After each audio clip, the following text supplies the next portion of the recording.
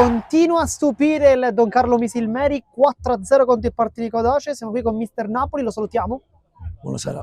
Mister, partiamo subito dal risultato, un 4-0 netto, primo tempo eccezionale, poi forse qualcosa del secondo tempo è calato. Com'è stata per lei la partita? Già in settimana avevo detto ai ragazzi che non trovavamo una squadra al disarmo, ma una squadra che ha sempre dato fastidio a chiunque abbia incontrato nel loro percorso. E poi allenata da un amico che, senza voler togliere a nessuno, mastica calcio e sa giocare bene le squadre. È una squadra di tanti ragazzi che ci ha messo in difficoltà. L'abbiamo preparata bene, abbiamo fatto un ottimo primo tempo.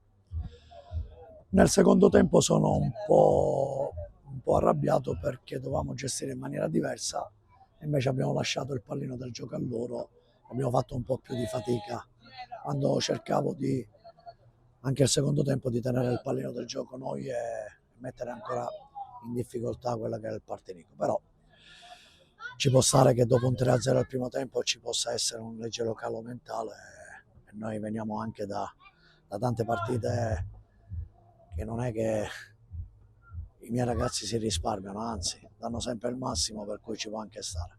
Però abbiamo trovato una buona squadra che è il Partinico d'Ace e noi siamo stati bravi a con grande umiltà a rispettare anche questa squadra che poi non era nelle ultime posizioni ma aveva 8 punti in classifica, per cui bene così. Adesso invece parliamo un po' di statistiche, perché su 4 gol realizzati ben 3 portano la firma dei centrocampisti, quindi le chiedo quanto è importante che quel tipo di calciatori, quindi che quel ruolo da centrocampista possa andare in gol. Io penso che non sono io certo a scoprire un po' quello che è il calcio moderno. Mi piace gli inserimenti dei centrocampisti, dei quinti, gli attaccanti che fanno gol mi piacciono pure, voglio dire, però tante volte gli effetti sorpresa arrivano dalle mezzale e dai quinti. Ci sta, io cerco di far inserire più uomini e di riempire l'area con più uomini. Poi se segna l'attaccante o segna il centrocampista va bene uguale. Mi fa piacere perché siamo una squadra che non siamo attaccanti dipendenti, ma giochiamo con più entrate, più profondità anche da parte dei centrocampisti e anche tante volte anche dei nostri difensori, perché ha segnato anche un nostro quinto su un calcio piazzato, per cui va bene pure.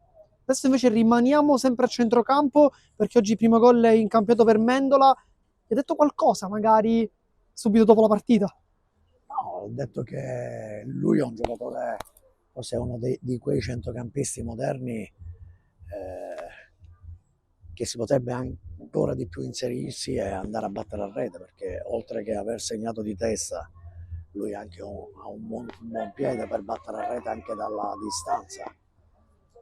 Sta lavorando bene, come un po' tutta la squadra, tutto il gruppo, e arriveranno anche i gol dei nostri attaccanti, perché oggi ha segnato anche Tripoli, per cui ancora una volta ha fatto gol.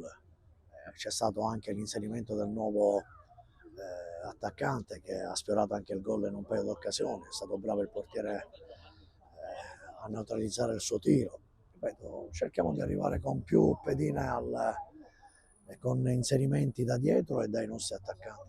Adesso invece una parola sulle condizioni di Locascio, perché è rientrato in campo, si è rifatto male, non so se ha già chiesto magari lo staff medico. No, diciamo che non ha avuto lo stesso problema, ma ha avuto un po' di fastidio all'adduttore, però penso che non sia niente di grave. Già da lunedì saremo operativi per capire meglio, con un'ecografia, capire meglio qual è l'entità, se è un affaticamento o una contrattura, oppure ci sia qualcosa di diverso. Ci auguriamo che non sia niente di grave. Adesso invece diamo uno sguardo. Anche perché è un'altra pedina importante che è arrivato e che ci deve dare una grossa mano, perché è un giocatore che io ho avuto anche negli anni passati, sia in Serie D sia in eccellenza, e so la bravura anche di Davide, che ci può dare una grossa mano. Diamo uno sguardo invece alla prossima partita contro il Castellammare. Se li conosce, le chiedo, e come la preparerà in settimana. Ma sicuramente godiamoci questa vittoria godiamoci questa domenica, questo lunedì, e poi da martedì cominceremo un po' a pensare a quello che è la squadra avversaria. Castellammare è una squadra di tanti giovani, qualche over, è una squadra che ha sempre fatto bene, una squadra che tra le mura amiche, ma anche fuori casa, dà filo da torcere.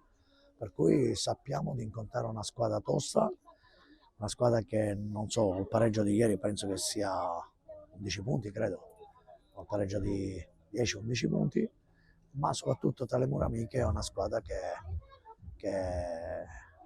penso fino adesso ha dato filo da torcere a chiunque.